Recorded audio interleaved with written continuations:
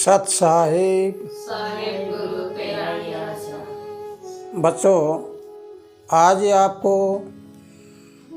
कुछ आपके शरीर की क्रियाओं के बारे में, आपका जीवन उद्धार करने के लिए, आपके शरीर को निरोग बनाने के लिए कुछ ऐसा रास्ता बता रहा हूँ जिस रास्ते पे चलने के बाद आपका शरीर पूरी उम्र भर तंदुरुस्त रहेगा। किसी प्रकार की रोग व बीमारी आपको नहीं घेरेगी।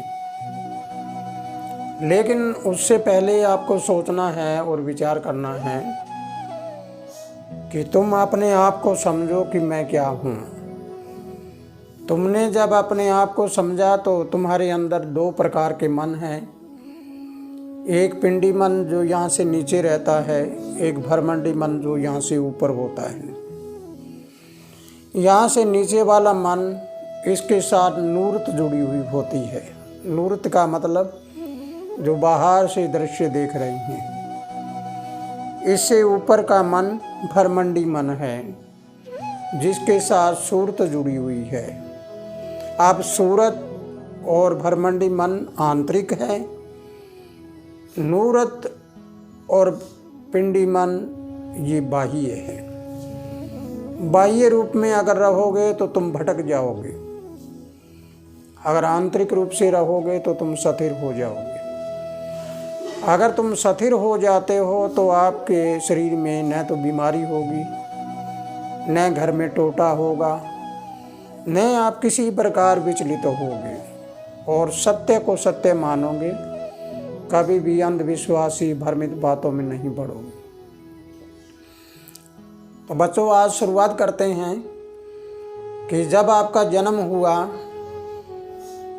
तब आप पूरा अध्ययन करके देखिए कि गर्भवास में सांस नहीं आ रहा था। बच्चा गर्भवास में सांस नहीं लेता है, तब धड़कन होती है।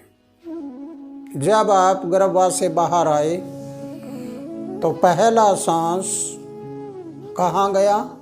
अंदर गया। बच्चा के जन्म होते ही पहला श्वास जब आया तब इस प्रकार हुआ। ये आवाज़ क्या आई? ओम। ओम शब्द ज्वलनशील है जो हमारे अंदर जाकर हमारी समस्त बुराइयों को जला देता है। अंदर जाने का नाम है ओहंग, कि वो है वो ब्रह्मांड वाली जो चीज़ें हैं, ब्रह्मांड की जो शक्तियां हैं वो मेरे अंदर। फिर दूसरा श्वास बाहर आया। दूसरे श्वास ने कहा कि सो अंग, कि वो है वो भी अंग के साथ और ये भी अंग के साथ, दोनों ओहंग और सोहंग। बच्चों, अगर ये बात आपको समझ आई है तो हम अभी अगला चरण लेते हैं। पहला श्वास जब आपका आया तो पहले दाहिना स्वर चला था, और कोई माताएं बहनें या दाई माई हैं वो इसकी जांच करके देखें कि बच्चे का शुरुआत का श्वास है वो हमारा दाहिना स्वर होता है, और दाहिना स्वर होता है आत्मा से जुड़ा हुआ। तो सबसे पहले आत्मा के बारे में जानना है। आत्मा एक प्रकाश का नाम है, एक लाइट का नाम है।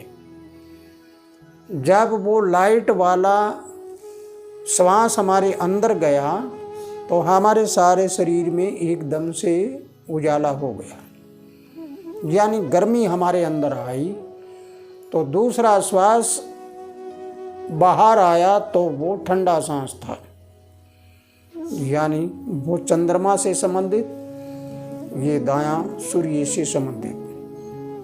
अब हमने सूर्य और चंद्र दोनों को जान लिया। चंद्रमा हमारा मन है, सूर्य हमारी आत्मा है। संसार में आकर इन्होंने अपना रूप परिवर्तन कर लिया कि यहाँ से नीचे का मन है ये पिंड का मन हो गया, यानी 40 चीज़ों का मिश्रण, 5 तत्व, 25 प्रकृतियाँ और 10 इंद्रियाँ।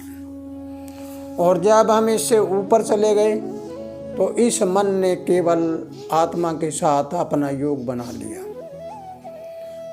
अगर आत्मा के साथ मन ने योग बना लिया तो आत्मा का प्रकाश है वो किस पे जाएगा? मन पर। मन जब प्रकाशित हो जाता है तो क्या होता है? समस्त बीमारियों को अपने आप नष्ट कर देता है। और यहाँ नीचे वाला मन है, ये क्या करता है? ये प्रभावित करता है, यानी ये आत्मा का स्वरूप बनकर और नीचे आके एक जीव का रूप बनता है। और जीव हमेशा प्रभावित होता है, आत्मा हमेशा प्रकाशित होती है। तो आओ आज हम इसके ऊपर पूरा अध्ययन करके देखें कि इन दोनों नासिकाओं में दोनों श्वास क्रिया जब चलती है तो ये श्वास क्रिया हमारे जीवन में सबसे महत्वपूर्ण है। आपको ये भी जानना होगा कि इंसान का सबसे बड़ा धन क्या चीज़ है? जिंदा जी तुम्हारे पास सबसे बड़ा धन है श्वास, क्योंकि श्वास ही तुम्हारा जीवन है।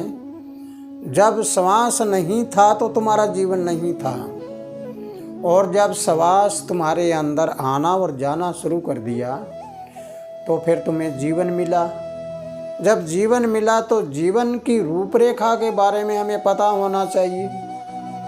जीवन को जीना आना चाहिए। जुगत का जीना मुक्ति होता है। तो आज हम शुरुआत करते हैं कि अपने सांसों की कीमत को जानना है। तुम अपने घर बार की कीमत को मत लगाओ। तुम्हारे पास कोठियाँ होगी, गाड़ियाँ होगी, ज़मीन जायदाद होगी, रुपए पैसे होंगे, जेवर होंगे, उनकी कीमत मत लगाना। उनकी कीमत एक दिन जीरो हो जाएगी। जब तुम्हारा ये श्वास निकल के जाएगा उस समय तुम्हारे पल्ले कुछ नहीं रहेगा। लेकिन अगर तुमने इस श्वास की कीमत को जान लिया तो ये श्वासों की अनमोल कीमत है, अनमोल धन है। इसको बचाए रखना आपका फर्ज बनता है। ये श्वास हमें किसने दिया? ये न तो माता पिता ने दिया, न किसी गुरुजनों ने दिया, न किसी रिश्तेदारों ने दिया। ये तो देने वाला कुदरत है, जो कुदरत को ही हम सतगुरु की ताकत कहते हैं, सत की ताकत, यानी कुदरत ने दिया। जो हमें प्रकृति ने दिया उसको बचाए रखना किसका फर्ज होता है? हमारा अपना फर्ज है। तो अब हम श्वासों की कीमत के बारे में जान चुके हैं कि अगर श्वास है तो सब कुछ है, और श्वास नहीं तो कुछ नहीं। इसका मतलब तुम चले जाओगे कब? जब तुम्हारा श्वास चला जाएगा। तुम जिंदा कब हो? जब तक तुम्हारा श्वास है। इसलिए सांसों के ऊपर हमें सबसे पहला आज अध्ययन करना शुरू करना है कि तुम अपने श्वासों की कीमत के बारे में जान चुके हो तो पहला ध्यान आपका श्वास पर होना चाहिए।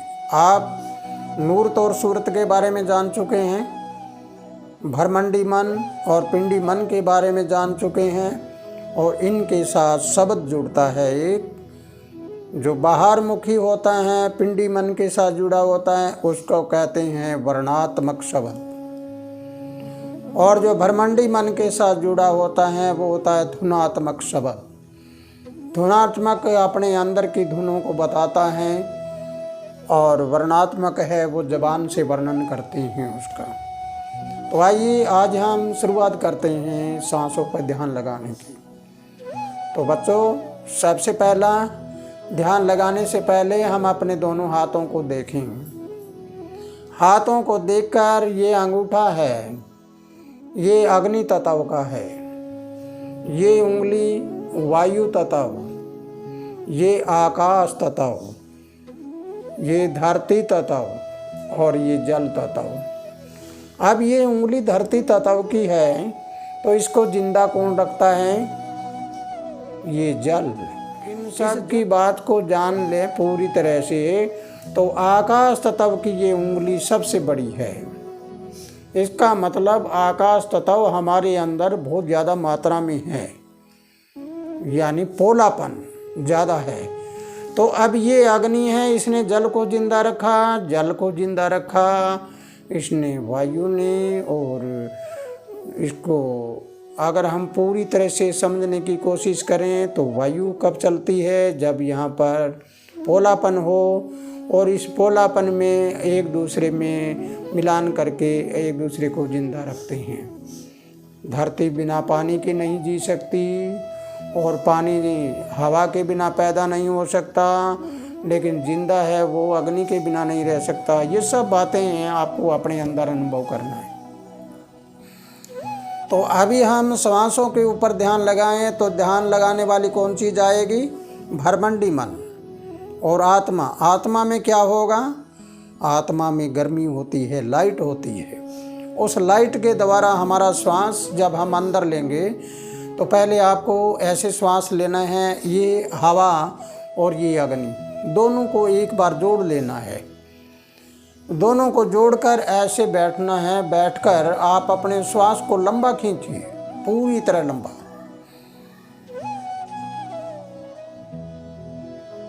अब ये श्वास लंबा खींचा गया तो आप धीरे धीरे इसको छोड़ना है।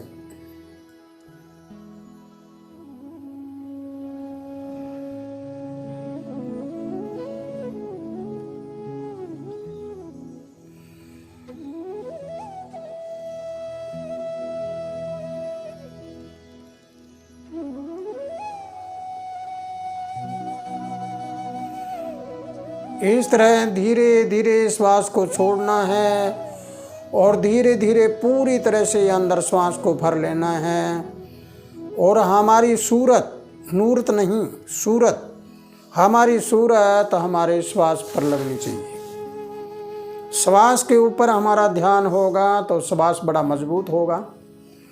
और मजबूत होने के बाद लगातार आप एक बार पहले चरण में 50 सांस लीजिए। इस प्रकार अगर 50 सांस लगातार लोगे तो थोड़ी देर बाद में ही आपको ये पता लगना शुरू हो जाएगा कि मेरे शरीर में कुछ न कुछ परिवर्तन हुआ है। 1 मिनट में 15 श्वास आते हैं। अगर आप कोशिश करते हो तो आप 1 मिनट में 2 श्वास लेना शुरू कर दें।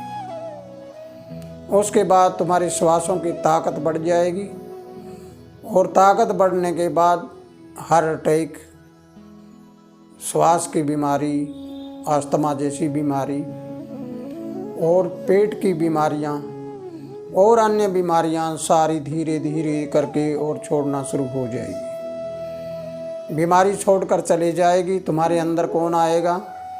तुम्हारे अंदर वो ऊर्जा आएगी जिस ऊर्जा ने शुरुआत में तुम्हारे जीवन को शुरू किया। तुम्हारा जीवन शुरू करने वाली ऊर्जा कौन है? वो है आत्मा की लाइट, आत्मा का प्रकाश। वो प्रकाश जब तुम्हारे अंदर आया तो न तुम्हारे शरीर में बीमारी रहेगी, न घर में टूटा रहेगा, सब तरह से संपन्न होना शुरू हो जाओगे।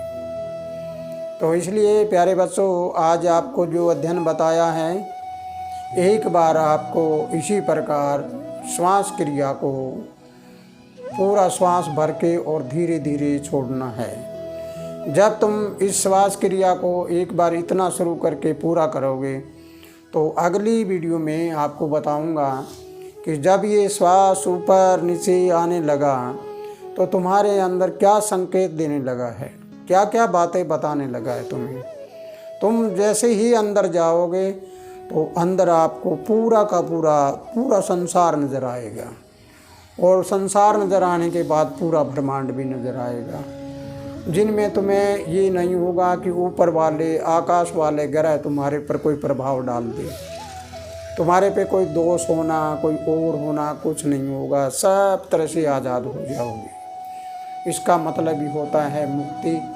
जो किसी बंधन में ना रहे, सब बंधनों से मुक्त हो जाए, उसका नाम मुक्ति होता है। तो आपको जुगत का जीना मिल जाएगा, अर्थात आप हर तरह से मुक्त हो जाओगे। तो प्यारे बच्चों, अगली वीडियो का इंतज़ार करिए और अगर ये मेरी बात आपको पूरी समझ आई है तो ज़्यादा से ज़्यादा शेयर करिए इसको और इसको सब्सक्राइब भी करिए और लाइक भी करिए ताकि लोगों को ज्ञान हो जाए और अपनी बीमारियां हैं वो दूर हो जाए, सारा संसार स्वस्थ हो जाए। इसी के साथ खुशहाल रहो, आनंद करते रहो। सत साहे।